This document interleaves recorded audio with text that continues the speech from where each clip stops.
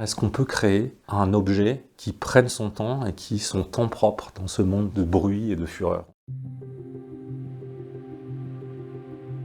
Bonjour, je m'appelle Frédéric Revol, je suis le fondateur du Domaine des Hautes-Glaces. Le Domaine des Hautes-Glaces, c'est une ferme et distillerie de whisky au sud de Grenoble, que j'ai fondée il y a une quinzaine d'années maintenant, avec le projet de venir interroger la place du terroir, de la céréale, dans le goût et la qualité des produits. Je suis tombé dans le whisky il y a bien longtemps de ça, mais en m'intéressant à la manière dont c'était fait, je me suis aperçu qu'il y avait pour moi une grande oubliée, qui était la céréale, qui était la nature. Et donc j'ai créé from scratch, de rien, une ferme dans l'intention de produire des céréales et de les transformer intégralement sur place en whisky.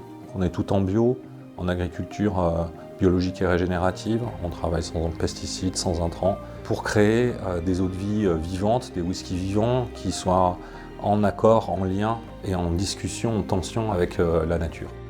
Alors le travail de fermier et distillateur, c'est un processus qui est long, qui est complexe, qui met en œuvre beaucoup de savoir-faire, puisqu'on part d'une graine et qu'ensuite cette graine, il va falloir la transformer. Et en fait, à chaque étape, on a essayé, et on essaye encore, de réinterpréter, de réinterroger, de déconstruire chacun des savoir-faire pour ramener notre vision du produit. Par exemple, on fait des brassages avec des températures atypiques pour aller chercher la singularité de telle espèce de céréales. On fait des fermentations longues, on distille à feu de bois de manière très lente. Ensuite, une fois qu'on a l'eau de vie, on va l'élever assez longtemps, à la manière de la phrase de Saint-Exupéry qui dit que on n'hérite pas de la terre de ses ancêtres, mais on l'emprunte à ses enfants.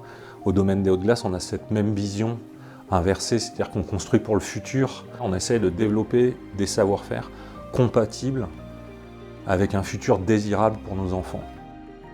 Il y avait aussi un défi d'ordre économique. J'avais une question, un petit challenge personnel, qui était de se dire, est-ce qu'on peut créer un objet qui prenne son temps et qui son temps propre dans ce monde qui va de bruit et de fureur, on va dire.